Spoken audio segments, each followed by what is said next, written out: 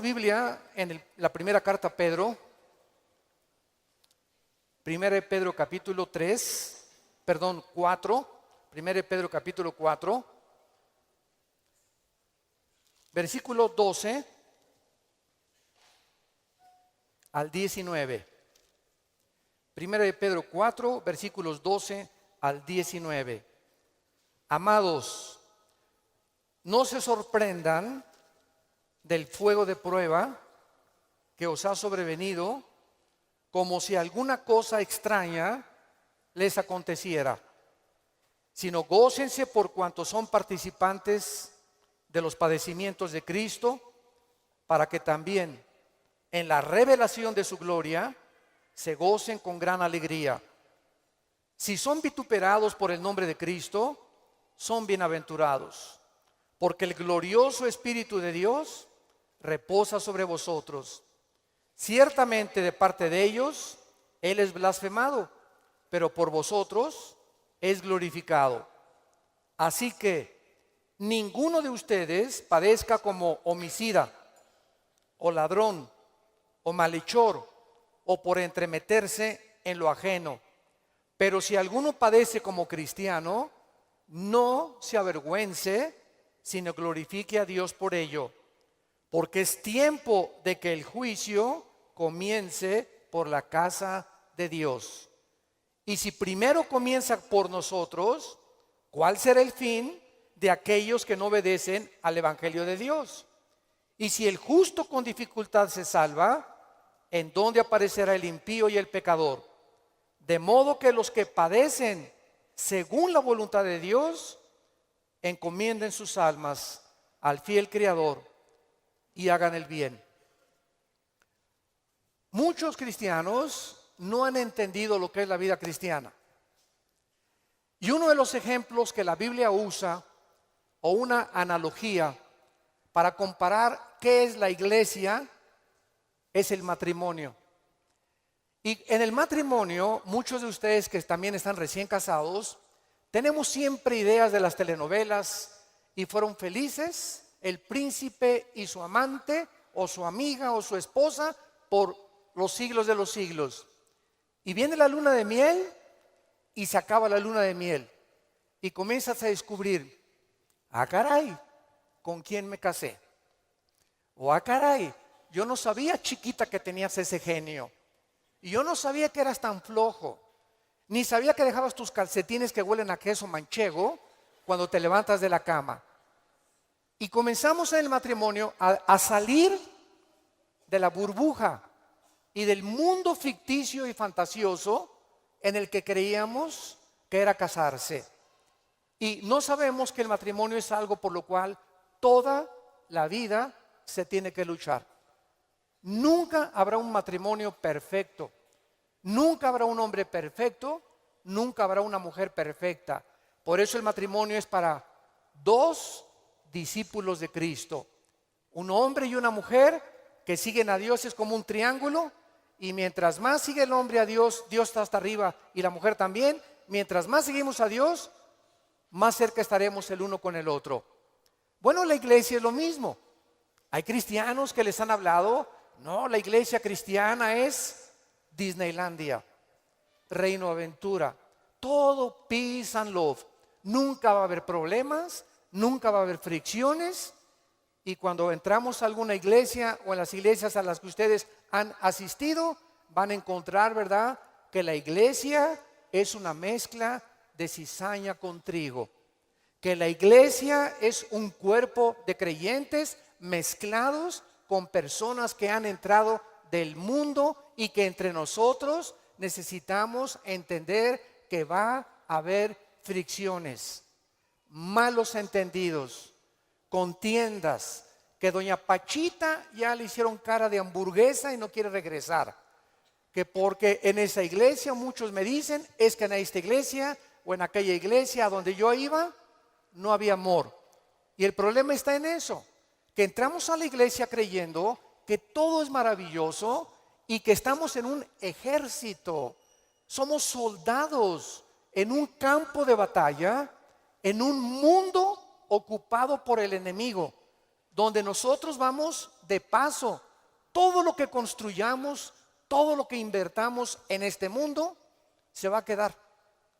Y cuando este mundo sea destruido, lo único que va a sobrevivir son las almas.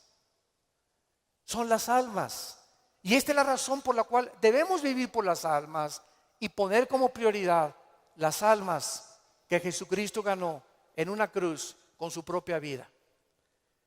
Todos los cristianos vamos a experimentar pruebas. Vean ustedes aquí antes de Pedro se encuentra Santiago en el capítulo 1. Santiago era hermano de Jesucristo, fue uno de los hermanos de Jesucristo, Santiago. Y él está escribiéndoles a los cristianos que comenzaron a ser perseguidos por el Imperio Romano. Y vean ustedes el consejo que Santiago comienza a delinear. Santiago 1, versículos 2 y 3. Hermanos míos, tengan por sumo gozo cuando se hallen en diversas pruebas, sabiendo que la prueba de vuestra fe produce paciencia. Sabemos entonces que todos nosotros vamos a ser examinados por Dios. Las pruebas, que son muchas, hay familiares pruebas, pruebas en tu iglesia, en tu trabajo, con tus amistades, como matrimonio, con tus finanzas. Dios prueba el corazón. Y dice Santiago, no se sorprendan, no se maravillen de que de repente hay muchas pruebas. Y en lugar de que la oposición y las pruebas puedan menguar nuestro ánimo, dice Santiago, ¿verdad? Está probándose nuestra paciencia y nuestra fe. Vean ahora aquí, le damos vuelta a primera de Pedro, otra vez, capítulo 1. Y dice el versículo 6 y 7, en lo cual vosotros se alegran ahora, aunque un poco de tiempo. Si es necesario, tengan que ser afligidos en diversas pruebas, para que sometida a prueba vuestra fe, mucho más preciosa que el oro, o sea, ¿por qué tiene que probar Dios nuestra fe? Porque es lo más valioso que Dios nos ha regalado. Lo más grande que tenemos es la fe.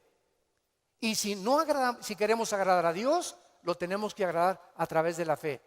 Porque sin fe es imposible agradar a Dios. Por lo cual tenemos que entender por qué vienen pruebas, por qué me robaron mi coche, por qué tuve este problema con mi esposa, por qué este problema con mis hijos, por qué este problema en la iglesia, por qué este problema en el trabajo, por qué está el mundo ahorita como una olla hirviendo, donde las naciones están a un punto de una conflagración internacional.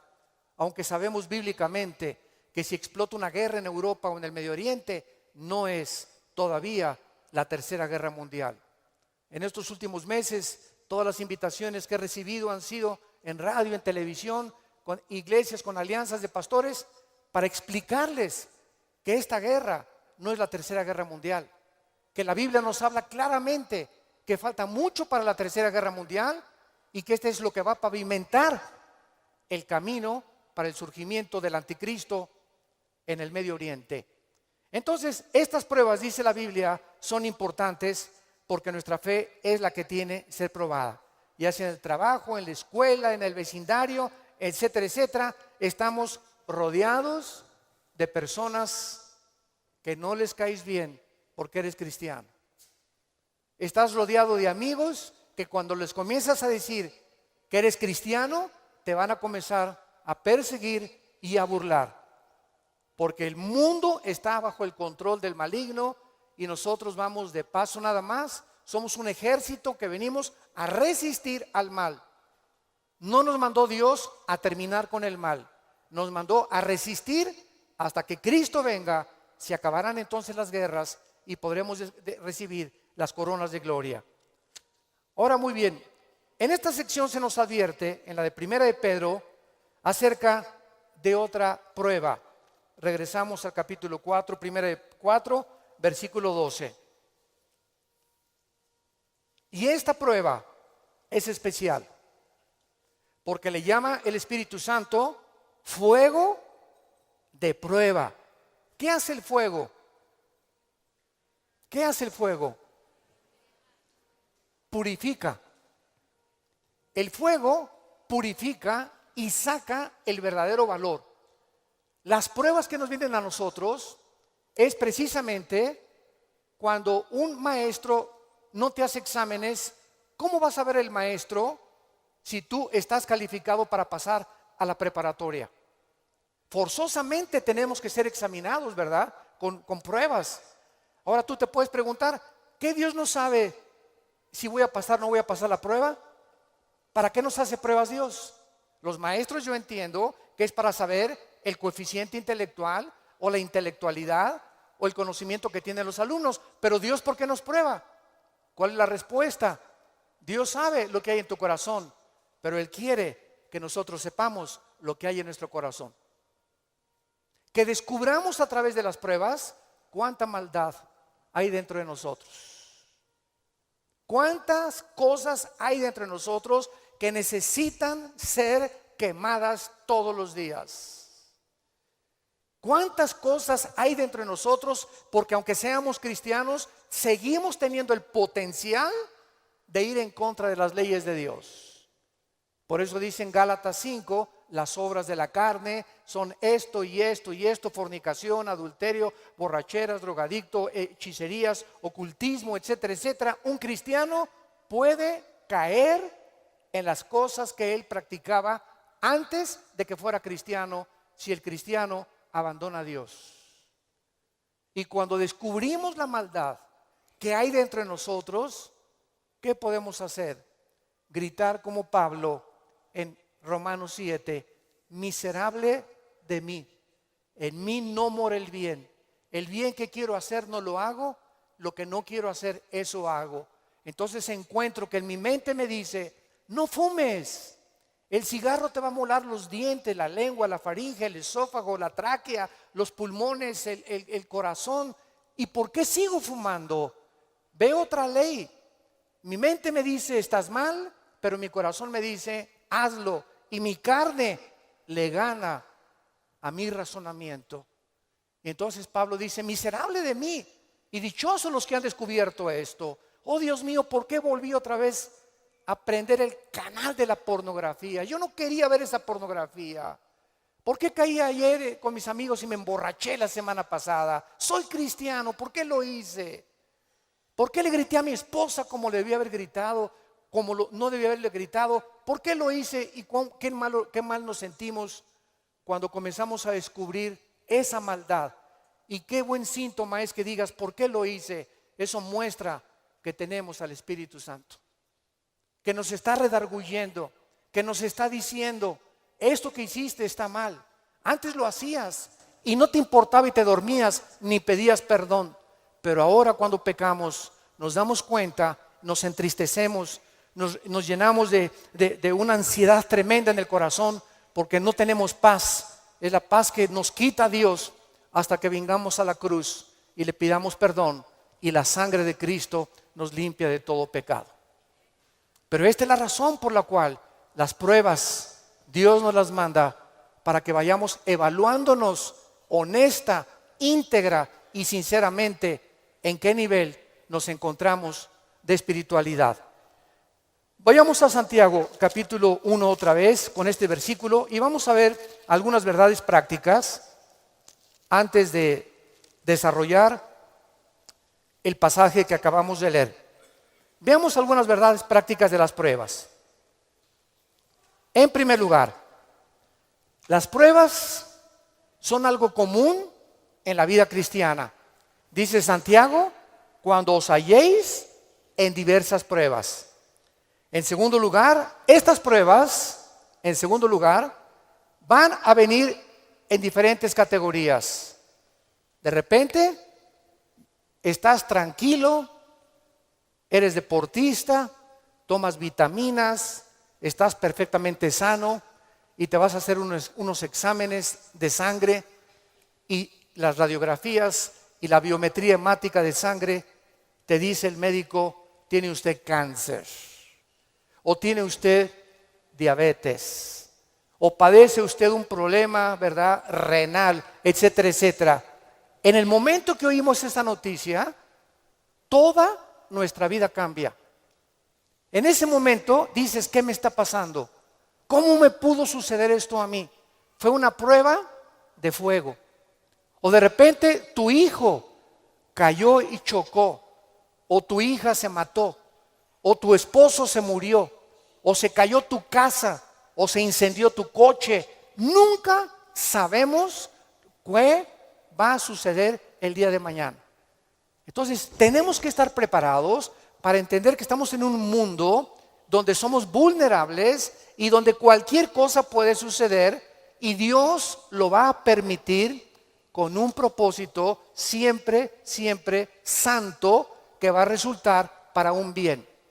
Cuando oigas de ese accidente, de esa enfermedad y de ese problema, no lo entendemos. ¿Qué está pasando en la iglesia? ¿O qué pasó en mi casa? ¿O qué pasó con el gobierno? ¿O un golpe de estado? No entendemos cuando explota una bomba. Hay mucho humo y no se puede entender qué es lo que está pasando. ¿Qué verdad? No hay verdad. ¿Será mentira? ¿Será melón? ¿Será sandía? Y no es hasta que el humo se va, pasa una semana o 2 semanas, cuando comienzas a ver y a entender. Si tú en esa prueba, escúchame muy bien, durante esa prueba que estás atravesando, no te sueltas, pase lo que pase en tu vida. Si tú no te sueltas de Cristo, no te imaginas cómo Dios te va a bendecir, te va a fortalecer y vas a madurar espiritualmente como no te imaginas. ¿Qué se probó cuando te dijeron que estabas enfermo? ¿Qué se probó cuando oíste que te robaron tu coche? ¿Qué se está probando cuando perdiste el trabajo? Se está probando nuestra fe. ¿Cuánto confiamos en Dios? Cuando se va tu esposa o te abandona su esposo, ¿qué vas a hacer? ¿Te vas a recurrir a las drogas? ¿Te vas a emborrachar? ¿Vas a renegar contra Dios? ¿Para eso soy cristiano? ¿Me quitaron mi trabajo? ¿Por qué si yo diezmo regularmente me quitan mi coche? Dios, yo no lo entiendo. ¿Y por qué me corren de mi trabajo si sabes que tengo que mantener a mi familia? Dios está buscando que nosotros veamos nuestra reacción, porque nuestra reacción determina el nivel espiritual que tenemos de fe. Y es precisamente en esas pruebas, en esas reacciones, donde Dios sabe cómo vas a reaccionar. Vamos rápidamente a Génesis capítulo 22. En el Antiguo Testamento, y veamos la prueba de fuego que pasó a Abraham.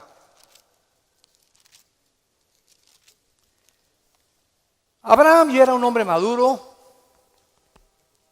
ya tenía el hijo de la promesa, Isaac.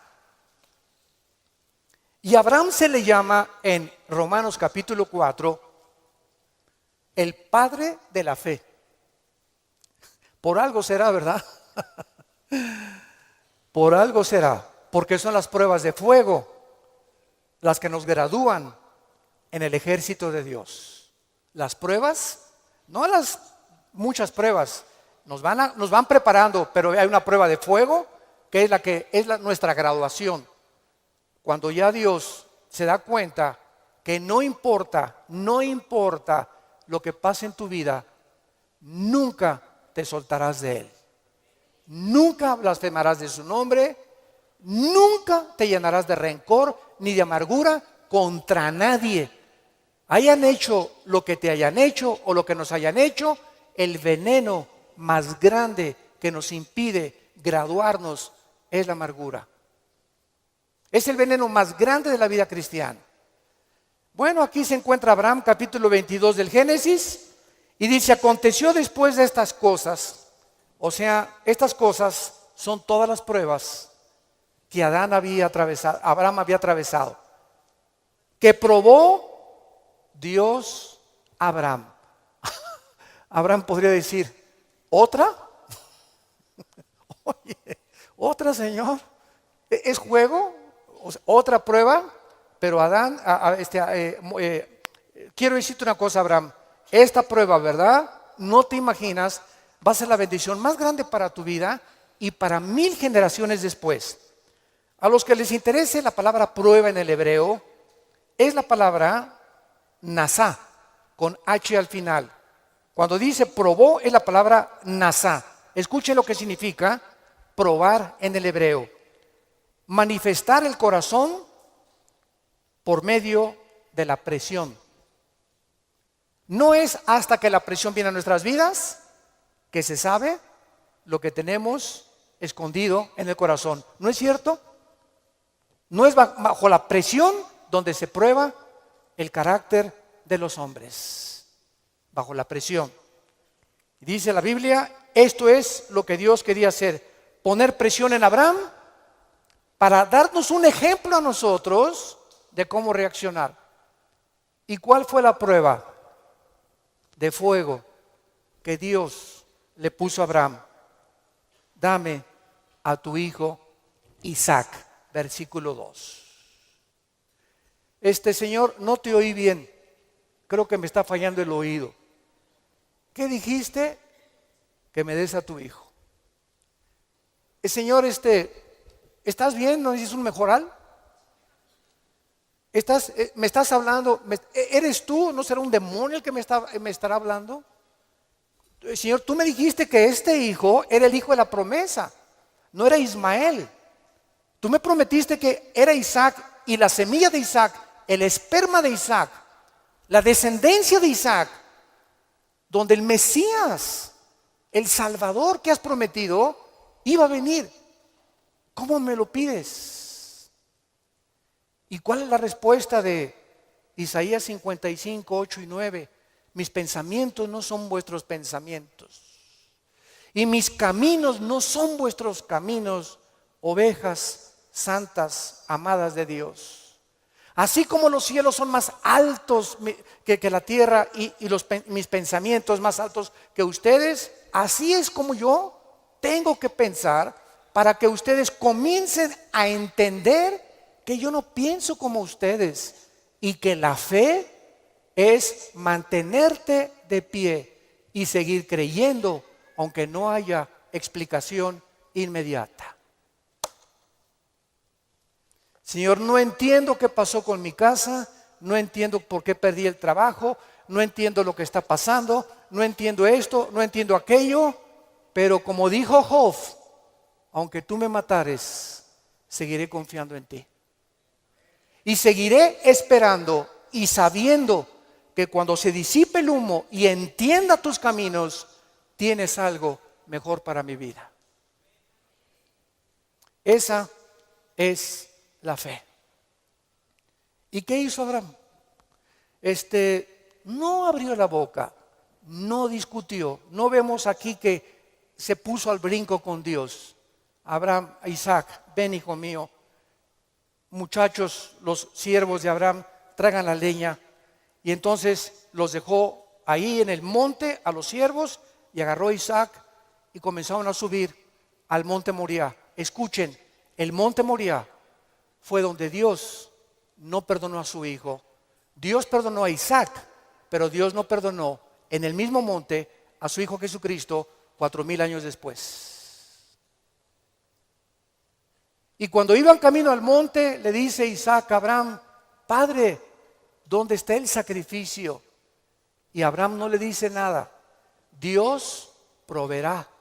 Y entonces se acuesta Isaac y lo amarra a Abraham. Y cuando levanta la mano, dice el versículo 10 y el versículo 11: y extendió Abraham su mano y tomó el cuchillo para degollar a su hijo. Entonces el ángel de Jehová le dio voces desde el cielo y dijo: Abraham, Abraham. Y él respondió: heme aquí. Y dijo: no extiendas tu mano sobre el muchacho, ni le hagas nada, porque ya conozco que temes a Dios, por cuanto no me rehusaste darme a tu hijo. Dios, síganme con cuidado, no estaba buscando el sacrificio de Isaac. Dios estaba buscando el sacrificio de las emociones y los sentimientos de Abraham.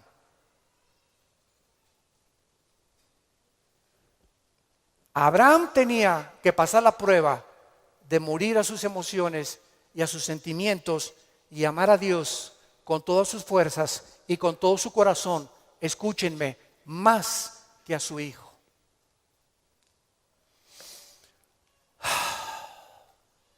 En el Nuevo Testamento se acercaron a Cristo, se los voy a explicar con más detalles, y le dijeron, ¿cuál es el más grande mandamiento? Y contestó Jesucristo, amarás a Dios con todo tu corazón, con todas tus fuerzas y con toda tu alma, y a tu prójimo como a ti mismo. Muy bien, hace algunos años yo le pregunté, orando le pregunté a Dios, porque alguien, ¿verdad?, me metió una idea satánica, un ateo, en un hotel, me acuerdo que se acercó y me dice, oiga, señor Alducin, el Dios que ustedes adoran es un misógino, es un ególatra, es un Dios que solamente busca a Él, a Él, a Él, que nada más dice, ámame a mí con todo tu corazón, más que a tu esposa, más que a tus hijos. ¿Cómo puede ser esto posible? Me dijo este ateo. ¿Cómo puede usted reconciliar a un Dios que nos diga que lo amemos más a Él que a la propia familia? Y entonces me fui muy confundido. Me comenzó a dar vuelta, porque en ese momento me quedé así, ¿verdad? Le dije, ¿sabe una cosa? Voy a orar y le prometo que voy a buscar una respuesta de Dios. Nadie me había hecho nunca ese ataque a mi fe. Entonces pasó como unas 2 semanas, me puse a orar, ayuné como 2 días buscando esta respuesta y fue tan clara de parte de Dios. Y el Señor me mostró en la Biblia lo siguiente. Mira, hijo, me dice Dios, cuando yo les pido a ustedes, ámenme con todo mi corazón y con toda mi mente, ¿saben por qué se los pido? Porque tu mamá, tu esposa y tus hijos y tu perro Fido y tu cotorro y lo que más amas en tu vida y tu jarrón chino y la casa que tienes y que la amas, todo lo vas a perder y al final de tu vida te vas a quedar solo. Todos nos quedamos solos al final de la vida. Los hijos se tienen que ir, si no se casan, se mueren, la esposa tiene que morir, él tiene que morir, escúchame muy bien. Y si tú tenías todos tus afectos en tu hijo que se fue, o en tu esposo que se fue, o en tu perro que te quitaron, cuando se vaya tu hijo, cuando te quiten a tu esposo, cuando te abandone tu mujer, te vas a hundir porque no tendrás las fuerzas de seguir viviendo. Pero cuando amas a Dios con todo tu corazón y con toda tu alma y pierdes algo por acá y pierdes algo por acá y pierdes esto y por acá, ese amor que tú le tienes a Dios es el que nos sostendrá para seguir viviendo con Él, con las fuerzas de seguirlo amando. Denle gloria a Dios, de veras.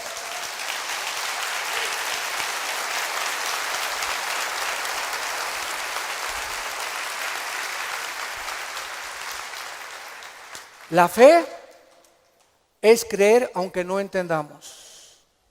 Si Dios lo dijo, tiene una razón. Detrás de cada mandamiento de Dios se encuentra la sabiduría de Dios.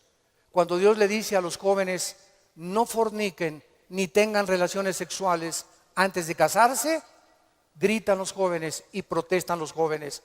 ¿Nos quieres quitar la felicidad? ¿Qué tiene? ¿Así nos vamos a conocer mejor antes de casarnos? Pero detrás de esa prohibición que Dios tiene es el inmenso amor que Él nos dio desde la cruz. Por amor te lo digo, jovencita, te dice Dios, por amor que te tengo, joven que me escuchas. Tú no te imaginas las consecuencias de la fornicación. Vas a los 18, 19 años a ver crecer tu pancita, te vas a tener que salir de la escuela, él va a resultar con que no te quiere. Es increíble que por no haber puesto ustedes freno en sus relaciones meses antes, hayan ustedes acabado en un pecado que se llama la fornicación. Dios es sabio y nos dice a los casados, no cometerás adulterio. Dice Salomón en Proverbios 6, versículo 32, el que comete adulterio es falto de entendimiento, corrompe su alma el que tal hace. El que comete adulterio echa a perder su matrimonio, sus hijos, los celos, la infidelidad, que tarda años en poder levantarse. ¿Y todo por qué? Por tu ego, por tu orgullo, por tu vanidad de querer irte con una muchacha más joven o con otro hombre sin tomar en cuenta a tu propia familia. Es el ego siempre el enemigo de nuestro Dios. Dios sabe por qué nos da las provisiones que nos da, porque nos ama y quiere lo mejor para nuestra vida. Y finalmente aquí en estas verdades prácticas en Santiago encontramos también, ¿verdad?, que las pruebas prueban la fe que tenemos y la fe nos muestra cuánto confiamos en Dios. Dice en el Salmo capítulo 11, versículo 1 y 2. En Jehová he confiado. ¿Cómo decís a mi alma que escape al monte cual ave? Porque aquí los malos tienden el arco, disponen sus saetas sobre la cuerda para asaetear en oculto a los rectos de corazón. Si hubo un hombre perseguido, calumniado, vituperado, despreciado entre los héroes de Dios, fue el rey David. A los 17, 18 años lo ungen, Samuel, tú vas a ser rey de Israel. Ah, dice David, qué suave. Bueno, pasaron casi 12 años, vean esto, desde que lo ungen con sus hermanos, pasaron 12 años, hasta los 30 años de edad, 12 años de pruebas.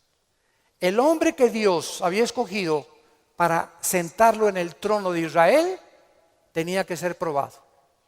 Y tenía que ser probado en la amargura, en el rencor, en la confianza en Dios, en saber que no importa, aunque me rodee un ejército y aunque tenga las miles de amenazas, Dios es mi salvación, mi fortaleza y mi luz. ¿De quién temeré? Dice el Salmo 27. ¿De quién temeré? Es el temor dentro de nosotros lo que nos impide confiar en Dios. Ay, tengo temor que si me entrego a Dios me va a pasar esto. O tengo temor que si hago estas cosas me va a pasar aquello. Ese temor lo tienes que vencer. Porque Dios no nos ha dado espíritu de temor, sino de valor, de poder y de amor propio. Entonces tenemos que entender que las pruebas forman parte de la vida cristiana. Regresamos a nuestro pasaje de 1 de Pedro y examinémoslo rápidamente. Dice nuestro pasaje: no se sorprendan, amados, del fuego de prueba que os ha sobrevenido, como si alguna cosa extraña aconteciera. Número 1, se nos advierte cómo no debemos de reaccionar: con sorpresa. No debemos reaccionar con sorpresa. No puedo creer lo que me está pasando. Más te vale que lo creas. No puedo creer que mi noviecita me dijo que yo me parecía a John Travolta, hermano, y me dejó por otro y se fue. No lo puedo creer. No puedo creer que mi esposo me haya abandonado. No puedo creer que este negocio haya caído. No puedo creer, yo fui fiel en mi trabajo y me corrieron, hermano, del trabajo. No lo puedo creer. Más te vale que lo sigamos creyendo. No nos sorprendamos, es una prueba. Cualquier cosa que afecte tu vida, tu estabilidad emocional o física, son pruebas. Entendámoslo. Dios es un Dios que nos tiene que probar. Y estas pruebas son para nuestro bien.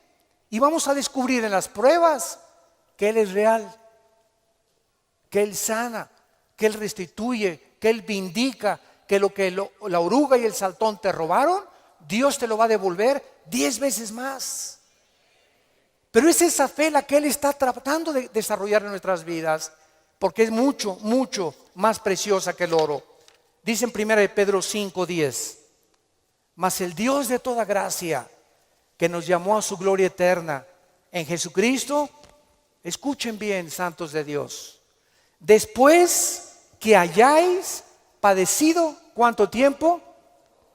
No toda la vida es la Inquisición por el amor de Dios.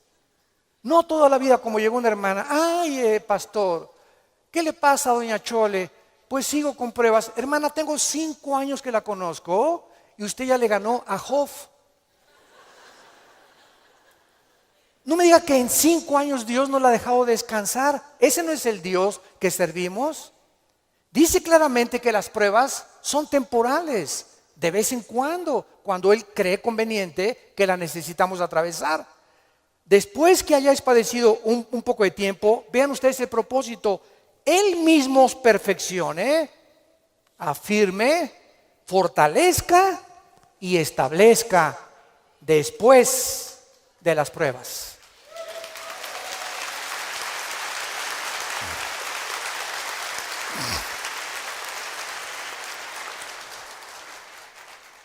Ahora, veamos lo que tenemos que hacer. Primero de Pedro, en nuestro pasaje capítulo 4, versículo 13. Número 1, se nos manda que cuando te digan, te robaron tu coche, se fue tu esposo, se fue tu esposa, te pasó esto, te pasó aquello, te goces. Cualquiera diría, ¿está usted loco? ¿Está usted loco? ¿Cómo voy a gozar cuando me dijeron que tengo diabetes? ¿Cómo voy a gozar cuando me robaron la cartera del cristalazo? Hermano, ¿no está viendo cómo estoy? Que tengo aquí un martillo para encontrar el que me rompió el carro. Le voy a dar un martillazo en la cabeza si me lo encuentro.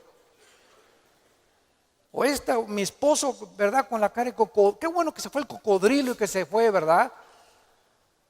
Ten mucho cuidado que tu reacción sea de gozo. Y les voy a explicar lo que se encuentra detrás. Cuando Job llegaron y le dijeron, quemaron tu rancho, tus camellos, tus ovejas, tus vacas y tus hijos. Y estoy seguro, por la clase de esposa que tenía, que si ella se lo hubieran llevado, hubiera estado más contento. Y a propósito, Dios se la dejó a ella. Yo entiendo cada vez más a mi Señor. No por ti, mi amor, mi esposa no va a creer. Y entonces la esposa llega, ¿verdad? Y le dice a Job, maldícelo, maldice a Dios. Y contesta Job y le dice a la esposa, vean la calidad moral y espiritual y de fe que tenía este hombre en Dios. ¿Qué acaso recibiremos de Dios solo lo bueno y no lo malo? Bendito sea el nombre de Dios, porque Él da y Él quita en su soberanía. Qué tremendo, ¿verdad?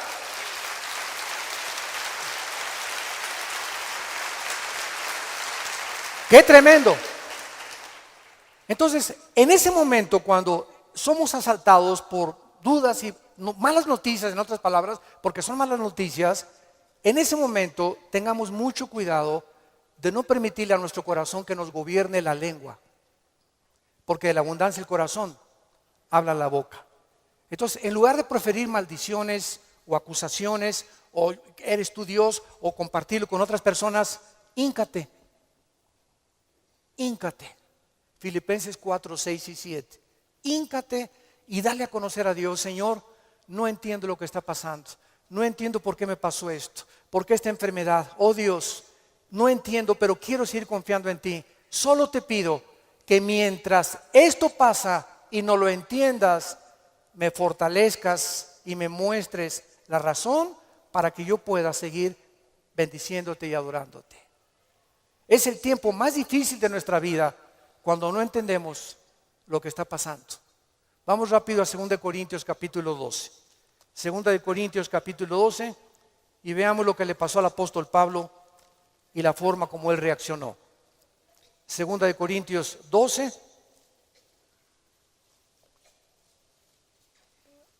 Pablo fue uno de los pocos hombres, junto con Enoc y Elías y el apóstol Juan, que subieron al cielo.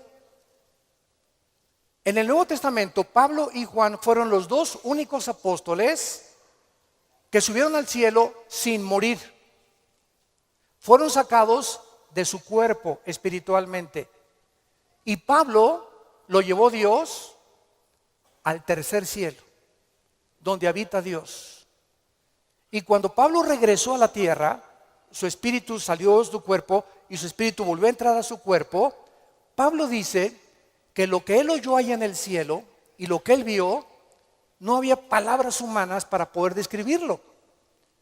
Y como fue una experiencia tan impresionante, pero tan grande, que cabía la posibilidad, dada la naturaleza humana pecaminosa que aún tenemos, Dios tuvo que darle una prueba a Pablo y ponerle un aguijón en su cuerpo físico, alguna enfermedad. Y esta enfermedad no sabemos qué es. Algunos han especulado que era algún problema oftalmológico, porque dicen Gálatas, mira con cuán grandes letras les escribo. Bueno, no sabemos, ¿no? Entonces Pablo tenía algo en su cuerpo que lo atormentaba y se hincó delante de Dios y le dijo: Señor, quítame este aguijón. No, Pablo. Señor, te ruego, quítamelo. No, Pablo. Señor, te lo imploro como de corazón. Si quieres me voy a la villa y de vuelta de rodillas. Hago lo que tú quieras, quítame este aguijón. Y Dios le contesta y le dice en el versículo 9: y el Señor me ha dicho, bástate mi gracia. ¿Por qué? Porque mi poder, y lo traduzco en el original griego, está en presente continuo. Mi poder se está perfeccionando a través de esta dolencia física que he permitido que tú tengas. Mi poder se está perfeccionando mientras tú estás sufriendo esta enfermedad en la que estás atravesando. Y entonces Pablo, cuando entiende, detrás de lo que no entendía, por qué Dios permite eso en su vida, contesta Pablo y dice: por tanto, de buena gana me gloriaré más en mis debilidades, para que repose sobre mí el poder de Cristo. Hace poco mi esposa y yo estábamos en Dallas, y ¿se acuerdan de este muchacho que no tiene brazos ni piernas? Muchos de ustedes lo conocen. Bueno, su esposa es mexicana, de Chihuahua. Y estuvimos ahí como una hora mi esposa y yo y nuestros 3 hijos compartiendo con ellos en una iglesia de Dallas, y nos querían conocer también a nosotros, bueno, que también conocían nuestro ministerio, etcétera, etcétera. Y cuando yo me acerqué a abrazarlo, a este muchacho, ¿de dónde lo agarro? Nunca había tenido esa impresión, me quedé como paralizado. ¿Qué hago, no? Y él me hacía así. Bueno, pues entonces como un costal, ¿verdad? Lo agarré y lo hice así. Y me dice: levántame. Y le comencé a hacer así. Y entonces le pregunté y le dije, sinceramente, platicando con él, ¿por qué nos dijiste que quién era feliz?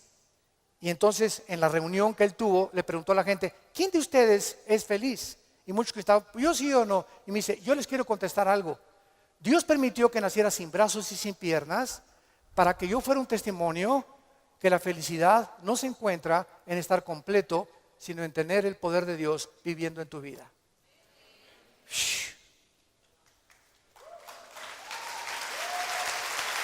¡Qué tremendo!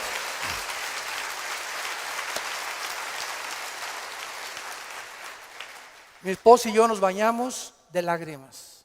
Tenemos piernas, tenemos brazos, tenemos casa, con flex, un carro, lo que sea, nuestros hijos, y estamos descontentos. Teniendo contentamiento, teniendo sustento y abrigo, estamos contentos porque estamos vivos. Nosotros estamos completos, y él era más feliz que la mitad de los que fueron a escucharlo. Él riéndose, y era una felicidad, ¿no es cierto, Marta? Un gozo sincero. Él no estaba fingiendo, él estaba lleno del poder de Dios. Y transmitía en sus ojos esa paz, ese contentamiento, esa aceptación. Él dijo que a los 12 años se quiso suicidar porque todavía no había aceptado a Cristo. Y se metió y dice: ¿cómo me suicido? ¿Con qué? Ni modo que agarre una pistola y le haga así, ¿verdad? Se metió a la tina del baño y con la boca abrió la llave y se quería morir ahogado. Y cuando estaba el agua subiendo, muchos de ustedes que ya no oído su testimonio, yo lo traigo grabado en mi iPhone, dice que en ese momento dijo: si yo me quito la vida, nunca podré compensarles a mis padres y los haré culpables a mis padres, porque siempre se lamentarán porque yo nací así, y si hay un Dios, nunca conoceré el propósito por el cual permitió que yo naciera sin brazos y sin piernas. Y apagó la llave y le dijo, yo no entiendo, al año se convierte a Jesucristo. Y ha ganado millones de almas. Dios dicen que hay uno entre 15 o 20 millones de seres humanos que nacen así.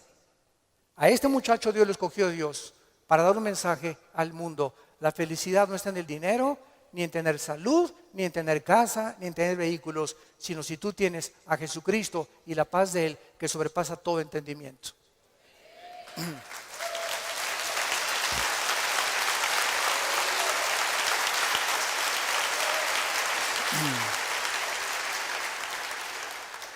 Y finalmente regresamos a nuestro pasaje de 1 de Pedro capítulo 4, dice así, gócense, versículo 13, por cuanto son participantes de los padecimientos de Cristo, para que también en la revelación de su gloria se gocen con grande alegría. En penúltimo lugar, las pruebas nos están haciendo parecernos más a Jesús. Porque es precisamente en las decepciones, en las desilusiones, en las traiciones, en la persecución, en el abandono de tu esposa, en la muerte, etcétera, etcétera, en todas estas cosas que forman parte de la vida, donde comenzamos a entender que no nos sorprendamos, estamos en un mundo muy feo, donde el pecado abunda. Este grupo de ISIS en el Medio Oriente ya no son seres humanos, son zombies, son monstruos, seres humanos deshumanizados completamente, sin ningún sentimiento, sin ninguna emoción, sin ningún corazón, ninguna conciencia. A los niños ahora los enseñan a ellos que a las víctimas les corten la cabeza y jueguen fútbol con las cabezas para desensibilizarlos y deshumanizarlos a los 8 años de edad. Ese es el mundo que vivimos. ¿Nos sorprende? No nos sorprende, porque la Biblia dice, 2 Timoteo 3, vendrán tiempos feroces, peligrosos, hombres amadores de sí mismos, donde no les importará absolutamente nada más que su ego y su propia vanidad, y el imperio y el espíritu de control. Todo espíritu que quiera controlar y dominar a los demás es un espíritu de brujería. ¿Se acuerdan a Cristo antes de morir? Que llegan los hijos de Zebedeo con la mamá. Oye, cuando vengas, quiero que mi hijo Pancho y Pancholín se sienten junto a ti. A este nómbralo ministro de Hacienda y procurador de la República. Y entonces Cristo, viendo que sus discípulos estaban a punto de morir crucificados, estaban buscando posiciones de liderazgo y de control y de autoridad. Y les dije, Cristo, eso los reyes de la tierra, los gobernantes buscan estas cosas, dominar y controlar a los demás.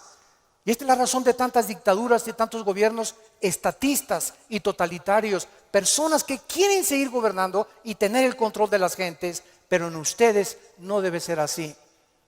Y Cristo nos da el secreto. El que quiera ser grande de todos nosotros, lávele los pies a los demás. Sea siervo de los demás. No busques grandezas para ti, busca servir. Porque el más grande entre nosotros siempre será el que siga las pisadas de su maestro. Gracias por tu palabra, Señor, en esta mañana.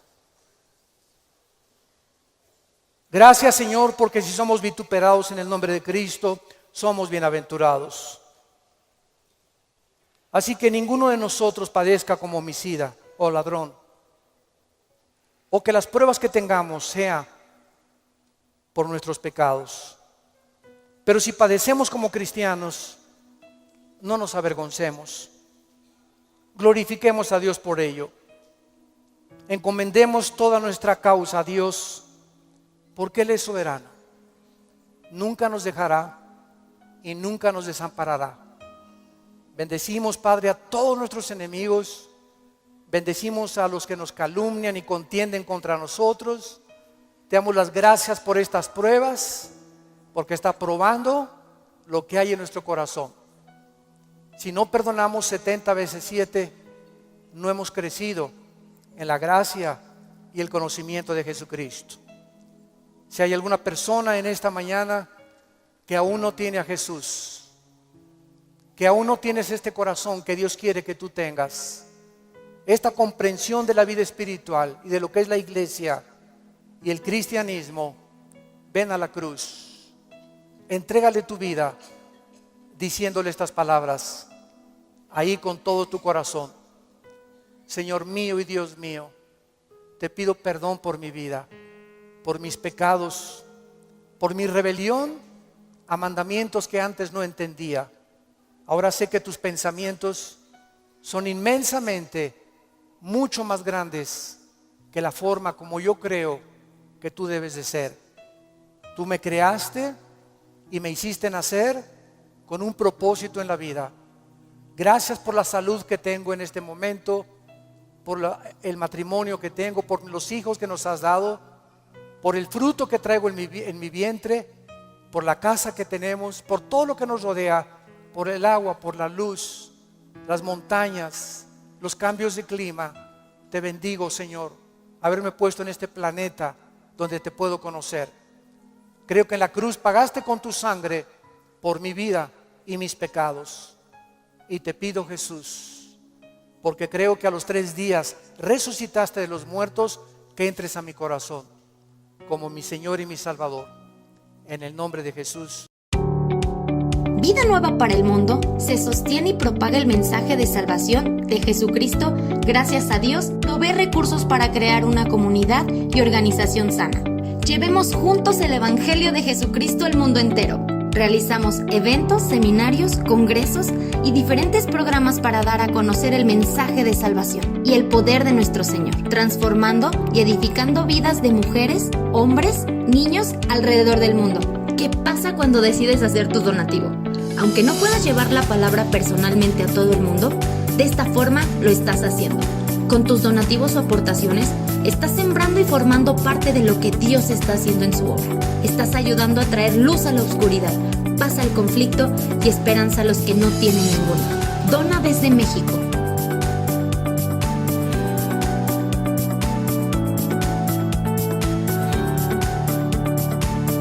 Dona desde Estados Unidos.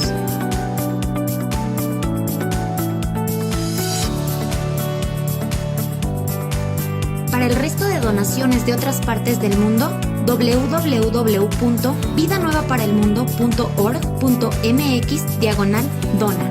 Estamos cumpliendo la gran comisión. Por tanto, vayan y hagan discípulos a todas las naciones, bautizándolos en el nombre del Padre, del Hijo y del Espíritu Santo, enseñándoles que guarden todas las cosas que les he mandado. Y he aquí que yo estoy con ustedes todos los días hasta el fin del mundo.